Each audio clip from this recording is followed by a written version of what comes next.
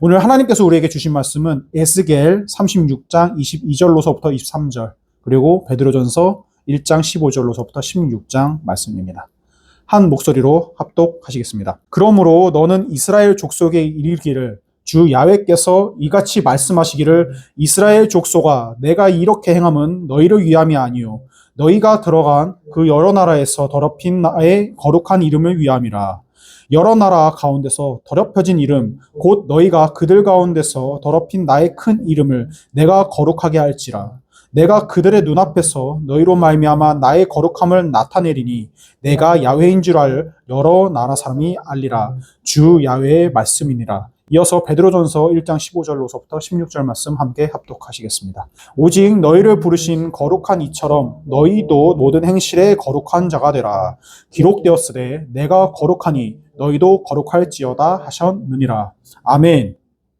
자, 오늘은 주기도문 강의 3주차 내 삶이 당신의 명예가 되기를 이라는 제목으로 우리 성도 여러분과 함께 은혜를 나누고자 합니다.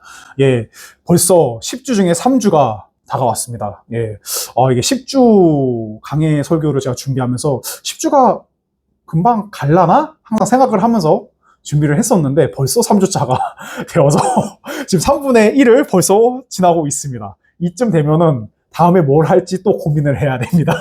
하지만 이제 어쨌거나 우리가 항상 입술로만 고백을 해왔던 이 주기도문을 정말 이렇게 차근차근 하나하나 정말 분해가면서 알아간다는 것은 정말 중요한 일인 것 같습니다. 마치 우리가 습관적으로 외웠던 그 기도문이 정말 어쩌면 그런 형식상에서 얽매였던 우리의 또 다른 신앙의 모습이 아니었는지 한번 되돌아보면서 예수님께서 알려주신 그 기도를 다시 한번 되돌아봄으로써 우리가 정말 주님으로 인해서 갖고 있었던 수많은 은혜, 그리고 수많은 잘못들, 수많은 회개의 제목들을 한번 같이 나눌 수 있었으면 좋겠습니다. 지난주까지 우리는 하나님을 아빠, 아버지라고 부를 수 있는 놀라운 특권에 대해서 제가 설명을 해드렸던 것 같습니다. 자, 이것을 통해서요, 두려움 없이 아버지 품에 안기는 자녀의 권세를 우리가 얻을 수 있다라고까지 제가 지난주 설교를 통해서 안내를 해드렸던 것 같습니다. 자, 이제 우리는요, 그 친밀한 아버지께 드리는 첫 번째 간구를 맞이하게 됩니다. 자, 다음 슬라이드 띄워주시고요. 자, 주기도문의 첫 번째 간구를 다시 한번 함께 읽어보겠습니다. 시작! 하늘에 계신 우리 아버지여 이름이 거룩히 여김을 받으시오며, 특히 여기서 이름이 거룩히 여김을 받으시오며, 오늘은 좀 집중하고자 합니다. 지난주에는 이제 하늘에 계신 우리 아버지라는 개념으로 제가 지난 강의 설교를 했었고요. 또 이번에는 이어서 이름이 거룩히 여김을 받으시는 하나님에 관해서 한번 오늘 강의 설교를 통해서 설명을 드리고자 합니다. 자, 여러분, 여기서 과연 이름이 어떤 뜻을 갖고 있는지 한번 생각해 보셨으면 좋겠습니다.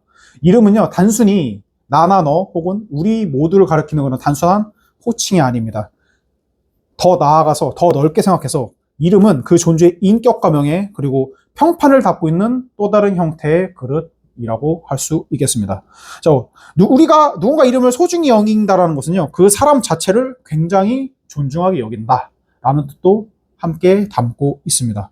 하지만 반대로요, 누군가 그 이름을 함부로 생각하고 함부로 부르거나 먹칠을 한다는 것은 그 인격을 모독한다는 의미도 함께 담고 있습니다. 자, 이런 속담이 있습니다. 소랑이는 죽어서 가족을 남기고 사람은 죽어서 이름을 남긴다 라는 아주 유명한 속담이 있습니다. 당연히 우리가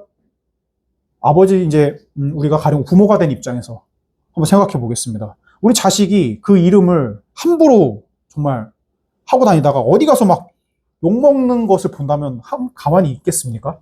절대 가만히 있을 수 없죠. 굉장히 화가 나고, 굉장히 내가 욕먹은 건 아니지만 내 자식이 욕먹는 것으로 인해서 나도 똑같이 모욕감을 느낍니다.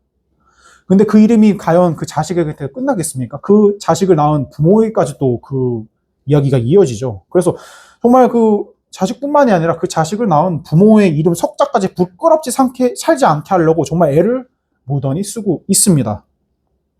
자, 그런데 주기도문의 첫 번째 청원에서는요, 나의 이름, 나의 성공, 나의 필요를 결코 강조하고 있지 않습니다. 바로 하나님의 이름이 거룩히 여김을 받으시오며에서 말하는 그 이름이 바로 하나님의 이름이었다는 것입니다. 그냥 단순히 내가 그냥 잘나지기 위해서 내 이름이 거룩히 여김을 받기 위해서 이 기도문을 읽는 것이 아니라 말 그대로 하나님의 이름을 세움으로 인해서 내 보급품을 채우기 전에 혹은 내 문제를 해결하기 전에 하나님의 이름을 거룩하게 해서 그 기도의 첫 번째 단추이자 우리의 인생의 궁극적인 목적이 되시는 하나님에 관해서, 하나님의 존재성에 관해서 처음으로 고백하고자 하기 때문에 예수님께서 이 기도문의 첫 번째 단락에서 이름이 거룩히 여김을 받으시는 하나님에 관해서 설명을 하고 있습니다. 그래서 오늘의 말씀을 통해서요, 우리 성도 여러분들께서는 나의 성공보다는, 혹은 내가 잘나지는 것보다 하나님의 명예를 더 갈망하는 참된 예배자의 마음을 회복하실 수 있기를 주님의 이름으로 간절히 축원합니다. 자, 그래서 첫 번째, 거룩하신 하나님의 이름입니다. 자, 첫 번째로 우리는 하나님의 이름이 본질적으로 이미 거룩하시다라는 것은 이미 알고 계실 겁니다. 자, 이와 관련해서 시편 8편 1절에서는 이렇게 고백을 하고 있습니다. 함께 읽어보겠습니다. 시작. 야훼 우리 주여, 주의 이름이 온 땅이 어찌 그리 아름다운지요, 주의 영광이 하늘을 덮었나이다. 아멘. 자, 우리가 기도한다고 해서요, 갑자기 거룩하지 않다 하나님이 거룩해지는 것이 아닙니다. 결코. 하나님은 원래 거룩하셨던 분이셨습니다. 하나님은 우리의 기도와 상관없이요, 정말 만세전부터, 혹은 영원 전서부터 이미 홀로 거룩하시고 완전하셨던 분이셨습니다. 그런 거 있습니다. 그러니까 뭐 태양이 우리가 쳐다보지 않는다고 해서 태양으로서의 기능을 안 하는 게 아니지 않습니까? 그거와 똑같습니다. 하나님의 이름은 본래 태초로부터, 영원 전서부터 이미 거룩하셨던 분이기 때문에 우리가 그냥 막 기도를 하지 않는다고 해서 그 이름이 결코 더럽혀지거나 정말 거룩하지 않다라는 것은 결코 아닐 수 있다라는 것입니다. 자, 그렇다면 여기서 이름이 거룩히 여김을 받으시오며라는 기도는 과연 어떤 뜻인지 한번 살펴보겠습니다. 자, 이것은 하나님, 당신이 누구신지 온 세상이 바로 알게 하여 주시옵소서 라는 뜻을 갖고 있는 구절이라고 밝히고 있습니다. 마치 짙은 커튼에 가려져 있던 태양의 빛이 커튼을 싹 걷으면 방 안 가득히 비치듯이 가려져 있던 하나님의 위대하심과 성품이 이 땅 가운데 드러나기를 구한다라는 것, 그것이 바로 하나님을 향한 거룩히 여김을 받으시오라는 그런 주기도문의 내용이라고 할 수 있겠습니다. 여기서 이렇게 생각하시는 분도 또 있습니다. 정말 착각이죠, 사실은. 내가 성공해서 하나님께 영광 돌려드리겠다 라고 말합니다. 내가 부자가 돼서 더욱더 하나님께 영광을 돌려드리겠다. 내가 높은 자리에 올라서 하나님을 더 빛나게 해드리겠다 라고 착각을 하고 있습니다. 하지만 그렇지 않죠. 하나님은 그냥 우리가 잘나진다고 해서 그냥 그저 그 영광이 더 빛나는 분은 사실 아닙니다. 이미 빛나셨고 영원히 빛나실 것이고 이미 빛나고 계셨던 분이셨습니다. 그런데 감히 인간 따위가 하나님을 내가 더 잘나짐으로 인해서 하나님의 영광을 더 드높이겠다라는 말은 정말 말도 안 되는 이야기죠. 하나님은 정말 그렇게 나약한 분이 결코 아니십니다. 정말 엄청난 분이시고 전지전능하시고 무소부재하신 분이신데, 감히 어떻게 우리가 우리의 기도 같은 걸로 혹은 우리의 성공으로 인해서 그런 원래 이렇게 계속 밝혀져 있었던 하나님의 영광이 더욱더 더 밝게 빛나고 더 드러난다는 것인지 저는 참 알 수가 없다고 생각합니다. 그분은 스스로 영광스러운 분이시기 때문에 이 기도는요, 이름이 거룩히 여김을 받으시오면 이 기도는 하나님의 부족함을 채우는 기도가 아니라 결코 그분의 압도적인 영광 앞에서 우리가 엎드리는 경배의 고백이심을 기억하셨으면 좋겠습니다. 자, 그래서 이어서 두 번째, 하나님의 이름이 더럽혀지다입니다. 자, 둘째로요, 우리는 우리의 죄악된 삶이 하나님의 이름을 더럽혔음을 뼈저리게 회개해야 합니다. 자, 오늘의 본문의 에스겔 36장 20절에서 등장하는 하나님이 이렇게 밝히고 있습니다. 함께 읽어보겠습니다. 시작. 그들이 이른바 그 여러 나라에서 내 거룩한 이름이 그들로 말미암아 더러워졌나니 곧 사람들이 그들을 가르쳐 이르기를 이들은 야훼의 백성이라도 야훼의 땅에서 떠난 자라 하였습니다 라고 밝히고 있습니다. 자, 이 말씀을 통해서 무엇을 알 수 있겠습니까? 하나님의 이름이 과연 누구 때문에 더러워졌느냐입니다. 하나님을 모르는 이방인들이었을까요? 정말 그 유대 민족이, 이스라엘 민족이 정말 그렇게 혐오하던 이방인들 때문에 하나님의 이름이 과연 더러워졌습니까? 결코 그렇지 아니하였죠. 오히려 우리는 하나님의 선택받은 백성입니다 라고 자랑스럽게 떠들어대던 이스라엘 민족, 유대 민족 그 자체가 하나님의 이름을 더럽혔습니다. 그들 때문에 하나님의 이름이 더러워졌습니다. 자, 그들이 세상 속에서 우상을 숭배합니다. 음란하고 부정직하게 살아갑니다. 그 삶의 모습을 통해서 세상 사람들은 그들을 이렇게 조롱합니다. 아, 쟤네들이 그 유일신 야훼의 백성이라며? 하나님을 믿는다며? 그 전지전능하신 분을 믿는다며? 근데 사는 게 우리보다 더 심하네? 라는 말을 했다는 것입니다. 그것을 한번 우리의 삶에 한번 적용해 보겠습니다. 우리의 삶이 그러한 유대민족, 이스라엘 민족의 삶과 똑같이 엉망진창이고 제 멋대로 살아간다면 세상 사람들은요, 우리의 모습을 통해서 오히려 하나님을 더 조롱하고요, 오히려 하나님의 이름을 더 더럽히는 존재로서 우리를 인식하게 됩니다. 세상은 우리를 비난하는 것에서 결코 멈추지 않는다 이거죠. 차라리 야 김용국 너 목사라는 놈이 여기서 멈추지 않는다는 것입니다. 제 뒤에 계시는 하나님을 욕한다는 것입니다. 좀 목사라는 놈이 저렇게 야 네가 그렇게 살면 야 하나님 너네 하나님 똑같은 놈이 사람이니까 똑같은 존재니까 너도 그렇게 살아가는 거 아니야. 너 똑같아 역시나. 이런 식으로 사람들이 생각한다는 것이죠. 세상은 우리를 비난하는 것에서 절대 멈추지 않고요, 우리 하나님 아버지의 이름을 함께 모욕한다라는 것입니다. 자, 이런 일이 옛날에 있었습니다. 그 옛날에 마케도니아에서 정말 위대한 정복군주로 알려져 있는 알렉산더 대왕. 다들 아실 거라 생각합니다. 그 전쟁하는 와중에 그 병사들 중에 알렉산더 대왕하고 똑같은 이름을 갖고 있는 병사가 한 명 있었다고 합니다. 근데 그 병사가요, 그 이름대로 참 잘 살아왔으면 좋겠었는데, 그 병사가 정말 그 이름과 맞지 않게 정말 비겁하고 겁쟁이에다가 전쟁만 나가면 그냥 도망가 숨기에 바빠갖고 그런 일들을 많이 저질렀던 병사로서 자리 잡고 있었다고 합니다. 근데 어떻게 끝까지 살아남았네요.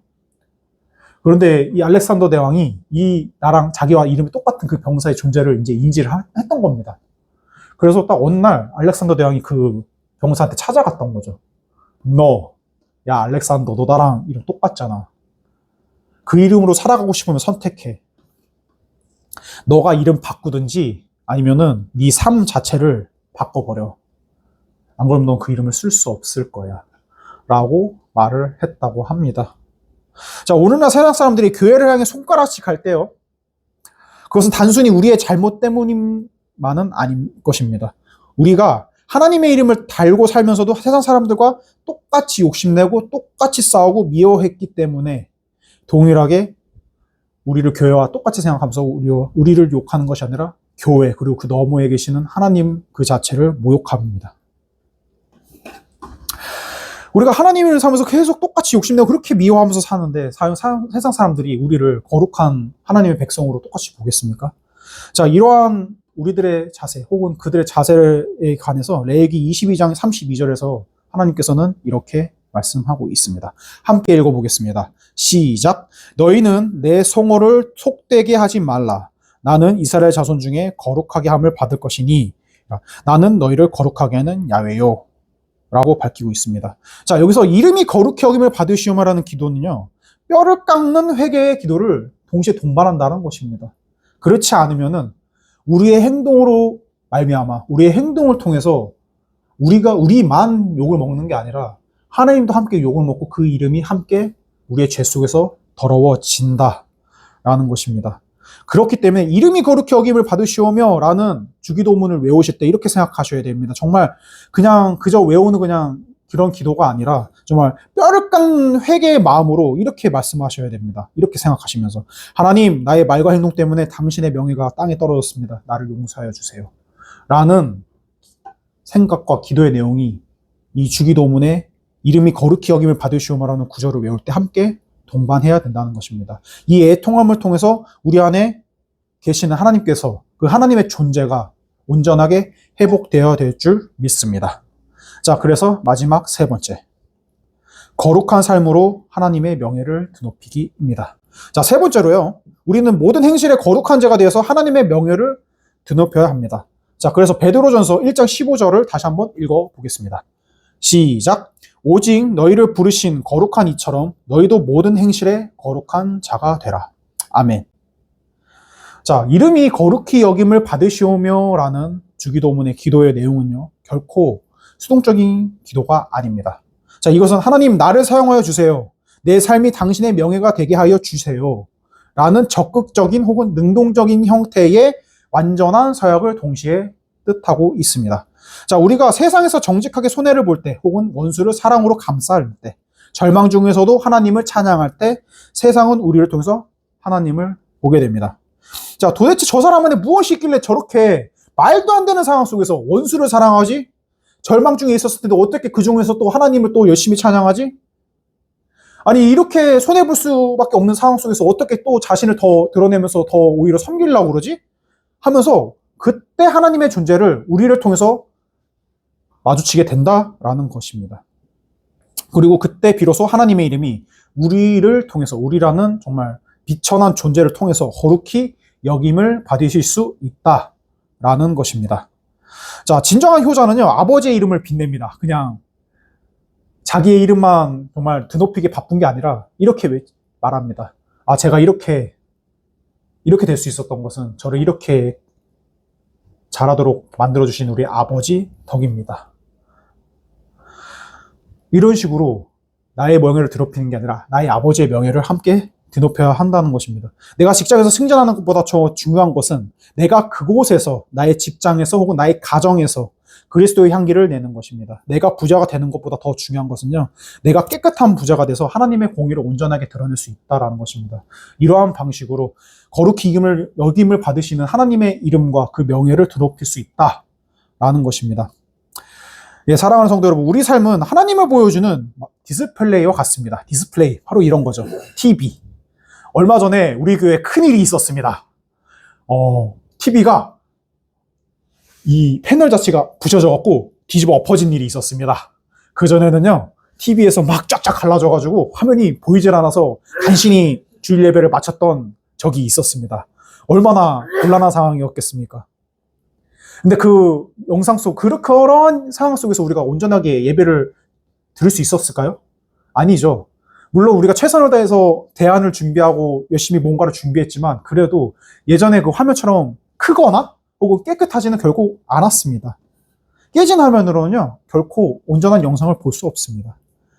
그렇기 때문에 우리의 삶이 거룩함으로 완전하게 회복되었을 때, 혹은 그러한 완전함이 우리 안에 자리 잡혔을 때 세상은 우리를 통해서 선명한 하나님의 영광을 볼 수 있다라는 것입니다. 그런 의미에서 우리의 삶은, 우리의 신앙의 삶은 하나님을 보여주는 디스플레이와 같다라고 말씀드리고 싶었던 겁니다.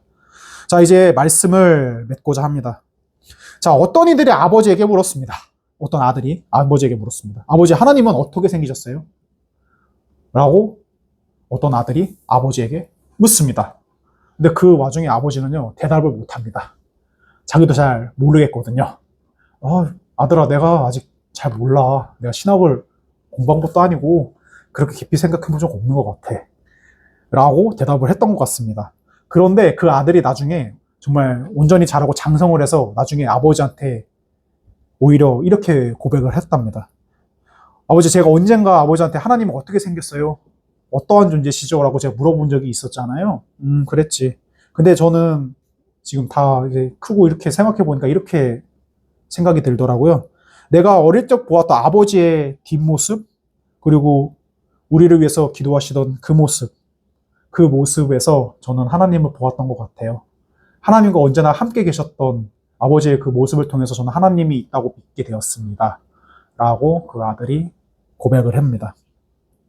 예, 사랑하는 성도 여러분, 세상 사람들은요, 솔직히 말씀드리면은 교회를 다니는 사람도 참 잘 안 읽는데요, 성경을. 근데 교회를 다니지 않는 사람은 더 안 읽습니다. 그냥 성경, 그 교회 다니는 사람들이 읽는 책, 이러고 맙니다. 그러면은 그 사람들은 과연 어떠한 것을 통해서 하나님을 알 수 있나요? 성경을 읽지도 않는데 살아계신 하나님은 어떻게 할까요? 그 사람들은요, 그리고 교회를 다니는 그리고 우리 성도 여러분들의 모습, 그리고 그 성도 여러분들 통해서 밝혀지는 그런 그리스도인이라는 정체성을 통해서 성경을 읽는다라고 저는 말씀드리고 싶습니다. 자, 여러분들께서 이제 함께 살고 계시는 자녀 혹은 친척, 그리고 기타 등 정말 직장 동료들, 그분들은요, 여러분들을 통해서, 그리고 저를 통해서 하나님을 평가하고 그 존재함을 믿습니다. 자, 오늘의 주기도문의 첫 번째 강구를 가슴에 반드시 새기시기 바랍니다. 내 삶이 당신의 명예가 되길 원합니다. 나의 작은 순종, 나의 정직한 삶, 그리고 나의 거룩한 행실을 통해서 이 땅 가운데 하나님의 이름이 다시 한번 존귀하게 높임 받으시는 역사가 일어나게 하여 주시옵소서 라는 마음을 품으시고 오늘 우리가 주기도문을 통해서 알게 된 이름이 거룩히 여김을 받으시오라는 그런 기도의 문구를 반드시 잘 기억하시고 고백하시면서 2026년 우리 교회를 통해서 주의 영광이 드러나시기를 주님의 이름으로 간절히 축원하고 기도하면서 기도하는 마음으로 함께 신앙생활에 임하셨으면 좋겠습니다.